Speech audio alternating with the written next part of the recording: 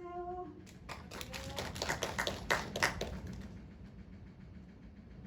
제 이름은 김순자입니다. 오늘 강의 주제는 되찾은 인생 이야기입니다. 누구나 100세 세대를 살아가는 동안 인생 이야기가 없는 사람은 없겠지요. 저 또한 제 인생 이야기를 여러분 앞에 하게 될 줄은 꿈에도 몰랐습니다. 여러분들도 자신의 인생을 돌아보는 계기가 될 것 같습니다. 그때 그 시절엔 정말로 힘들고 서러웠는데 세월이 지난 지금은 잘도 참고 버티어 살아왔다고 제 인생에게 칭찬해주고 싶은 생각이 가끔은 머리를 스칩니다. 1. 출생과 어린 시절 제 인생 이야기입니다. 저는 충남 공주군 정안면 시골 마을에서 일제강점기가 해방되던 1945년 5남매 중 막내딸로 태어난 해방둥이입니다. 가난한 집안이었지만 막내라는 이유만으로 귀여움을 많이 받았습니다. 저는 7살 때 혼역을 하였는데 너무도 심하여 무엇을 줘도 안 먹어서 별명이 안 먹겠다라는 별명이 붙었다고 합니다. 저의 큰오빠 바로 저의 큰 올케는 그때 시집을 왔다고 합니다. 세 사람이 들어서 3년을 잘 지내야 하는데 제가 혼역을 너무 심하게 해서 죽을 것 같다고 저의 어머니 친구분들이 수군대어 얼마나 걱정을 했는지 모른다고 합니다. 하지만 귀여움도 잠시 초등학교 때 아버지가 일찍 돌아가시었습니다. 편모 슬하의 가장이 되어버린 큰 오빠가 근면 성실하고 동네에서는 부지런한 소리를 들으며 남부럽지 않게 살았지만 오빠는 무서울 정도로 어려웠습니다. 특히 연애를 걸면 다리 몽댕이를 붙들어 놓고 평생 먹여 살릴 테니 알아서 하라고 합니다. 그러니까 부모 일찍 돌아간 후레자식 소리를 듣지 않기 위하여 오빠는 저를 엄하게 키운 것 같습니다. 2. 결혼과 시집살이 이야기입니다. 꿈 많던 소녀 시절 끝나고 시집갈 정년기가 되니 부잣집 막내딸 여기저기 여러 군데 골라서 시집 잘 보내려고 하는 큰 오라버니. 그와 달리 저는 잘생기고 키 크고 언변 좋은 사람한테 가려고 마음을 먹었기에 선을 여러 번 보게 되었습니다. 천생연분 배필이 저에게도 나타났습니다. 믿을 것도 없이 꽃피는 봄날에 결혼을 하게 되었습니다. 오빠가 중신한 남편은 이웃분의 소개로 아무런 확인도 없이 그대로 믿었던 것이 내 인생에 고생하며 살게 되었습니다. 결혼 후에 알게 되었지만 시집 식구는 자그만치 14식구입니다. 저의 시부모님은 10남매를 낳으셨고 시할머니, 시외할머니까지 14식구입니다. 장남인 며느리로서 내가 어떻게 살아야 할지 참으로 막막하고 마음이 무거웠습니다. 친정에서 막내로 태어나 음식 솜씨도 없고 밥도 잘 지을 수 없지만 큰 며느리라는 막중한 책임감이 어쩔 수 없이 집에서 멀리 떨어진 우물에서 물지개로 물을 날아야만 하는 어려움을 견디어가며 생활하던 중 남편이 군대 영창이 나왔습니다. 남편과 함께 있어도 어려울 지경인데 군 생활도 끝냈다던 남편 저를 속인 것입니다. 친정으로 돌아가고 싶습니다. 그러나 출가하는 날 오라버니는 여자가 시집을 가면 그 집 부신이 되어야 한다고 명심하라고 하였습니다. 시집살이에 또한 불행한 사건입니다. 시집을 와보니 주택 건설업을 하는 시아버지와 함께 일하고 있던 중 부도가 발생하여 주택 건설을 포기하고 남편은 쉬고 있었습니다. 남편의 모습을 바라보니 측은한 마음이 들어 상의하여 친정에서 달려가 시집 사정 이야기를 하고 오빠로부터 돈을 빌려와 부두도 맞고 사업을 하였습니다. 그런 와중에 군인을 가게 되었으니 저는 군인을 가려면 저같이 빚을 갖고 가라고 하였습니다. 그러나 남편은 아버지를 설득하지 못하고 그냥 군대에 갔습니다.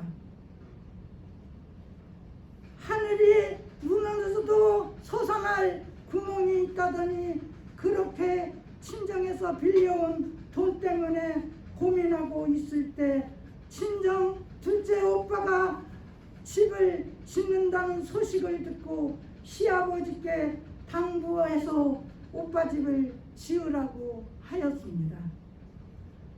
집을 지어달라고 시아버지한테 당부할 때부터 주택이 완성되면 친정에서 꼬은 돈을 상계 처리할 것이라고 생각했기 때문입니다. 시아버지의 극심한 시집살이 이야기입니다. 친정 오빠의 주택 건설 비용 문제로 처남매제 관계로 생각하고 시아버지께서는 본인은 아무 상관 없다고 술만 자시면 당장 친정 가서 돈 받아오라고 온갖 욕설과 폭언을 퍼붓고 합니다. 견디다 못해 친정 오빠를 모시고 와서 두 분이 제발 하게를 하라고 하면 그때는 술이 취해서 그랬나 보다고 하시며 다시는 안 그런다고 말씀하시곤 합니다. 그러나 며칠을 못 가고 또 술주정합니다. 남편은 그 사정을 모르는 것도 아니니 돈을 벌기 위하여 월남 전쟁터에 한다고 합니다. 그리하여 면회를이나 한 번 하고 내 하소연이나 하고 저는 안 살려고 마음을 먹었습니다. 앞으로 살아봐야 10남매 맞이 노인 양반 두 양반 수발에 있는 것도 별로 없고 하여 하소연하러 갔으나 전쟁터에 가는 남편한테 어찌 제 하소연을 하겠습니까? 저는 잘 갔다 오라는 쓰디쓴 미소를 짓고 시댁으로 가지 않았습니다. 남편이 전쟁터에 갔으니 언제 죽을지도 모르는데 더 이상 시집살이 할 이유가 없다고 생각해요. 오빠와 상의하여 저는 직장을 찾기로 마음 먹었습니다. 그렇게 완고하던 오빠도 내 사정을 이해하고 하고 싶은 대로 하라고 하였습니다. 세월은 흘러 남편은 제대를 하게 되었고 집 나간 날을 다시 오라고 합니다. 어떻게 올라온 서울인데 내려가기 싫습니다. 그러나 남편이 나를 찾아와 사정사정하니 어떡하겠습니까? 서울을 접고 직장을 접고 저는 다시 시댁으로 돌아왔습니다. 다시 시작되는 시집살이입니다. 남편 따라 시부모님은 집으로 돌아가 보니 제대 위에도 남편은 아버지와 주택건설 하청업을 또다시 하고 있습니다. 주택건설 하청업이 불황기에 접어들면 빚만 늘어가고 빚쟁이들은 돈을 받으려고 월남전선에 참여한 사실을 아는지 안방에 누워서 받을 때까지는 안 간다고 버티어 목숨과 바꾼 그 돈을 다 내주었다고 합니다. 빚 갚은 상황을 듣고 나니 한마디 상의도 없이 처리한 남편 한없이 미웠고 우라가 터져 머리끝까지 올랐습니다. 그러나 전쟁터에 갔다 온 남편한테 또한 빚을 갚았다니 무엇으로 말꼬리를 늘리겠습니까? 분가와 경제 안정 이야기입니다. 제대 후 시아버님과 다시 시작한 주택건설 하청업을 해도 봉급을 받는 것도 아니고 용돈조차도 안 주시니 이런 상태로는 계속 살 수 없어 판단하고 시어머니께 저는 살림을 내달라고 하였습니다. 그리하여 살림은 낯으나 그때 그 시절에 무엇을 할 것입니까? 내가 가장 접하기 쉬웠던 것이 돼지 키우는 것이었습니다. 마침 둘째 오빠의 도움으로 식당 음식을 찌꺼기를 수거할 수 있었으니 돼지사료 비용이 하나도 안 들었습니다. 자전거를 배워서 어린아기를 태우고 뒤에는 음식 찌꺼기를 싣고 정말로 죽을 힘을 다하여 노력한 결과 수입은 좋았습니다. 이런 소식을 시아버지께서는 알고 여자가 돈주머니를 차면 집안이 망한다고 술만 드시면 주성을 하셨지만 저는 굽히지 않고 버티었습니다. 힘들었지만 돈 버는 재미도 쏠쏠하고 하였지만 아기를 태우고 시내를 돌아다니는 일은 위험천만한 일이 발생하기 시작했습니다. 국립 끝에 양둔업을 접고 양계업을 하게 되었습니다. 몇 년은 재미를 보았으나 동네에 주택 장수가 형성되는 바람에 양계장마저도 접게 되었습니다. 이렇게 많은 고생과 정말 육체적 힘은 들었지만 가정 경제도 안정되고 심리적으로 편안한 5년 분가 생활이었습니다. 진통제가 잘 들었으나 중도까지 오게 되니 진통제도 듣지를 않았습니다. 병원을 수없이 다녀도 밤잠을 잘 수 없고 밤이 오는 것이 무섭습니다. 모든 방법을 대해도 백약이 무효. 점점 더 쇠약해지는 모습을 본 남편은 급기야 밤에 천안 순천향병원 응급실까지 가게 되었습니다. 다행히도 거기서 진료를 받고 잠을 깨어보니 이게 꿈이 아니었으면 좋다는 생각을 생전 처음 느꼈습니다. 아픈 것이 그 어리 맡은 것이 다 하나도 없습니다.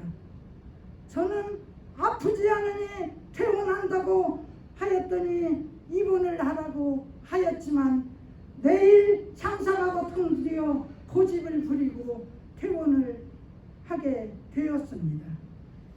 생각해보니 암 환자가 맞는 강력 진통제를 맞은 것이 틀림없구나 하는 것이 내리를 스쳤습니다.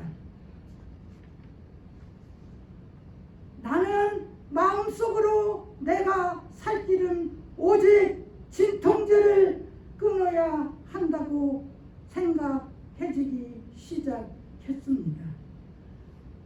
그러나 끊는 것은 그리 쉬운 것이 아닙니다. 중독에서 깨어나는 것은 참으로 자기 자신과의 싸움입니다. 뒤늦은 후회지만 건강을 회복하여 남은 여생을 즐겁고 행복하게 살고 싶습니다. 되찾은 나의 인생 이야기입니다.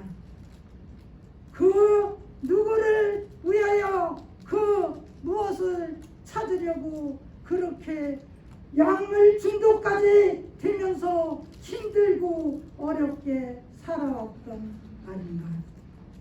지금까지 제 인생 힘순자는 무엇이었는가 하고 생각하니 너무 허전하고 허무하고 공허합니다. 아산시 노인복지관에서 되찾은 내 인생입니다. 2013년 처음으로 아산 종합복지관 문을 두드렸습니다. 복지관 생활 7년차, 지금은 건강도 많이 호전되었습니다. 여러 가지 프로그램 중에서도 노래교실, 더욱 신나는 댄스교실, 지하 식당에서 봉사활동하는 것도 재미있었습니다. 내 인생을 되찾아 남은 여생 즐겁게 행복하게 살 것입니다. 100세 세대를 살아가는 세대에 건강하지 못하면 죽지 못해 사는 것입니다. 여러분들도 나쁜 습관이 있으면 좋은 습관으로 바꾸어 건강한 삶을 사시기 빌며 저의 강의는 여기까지입니다. 감사합니다.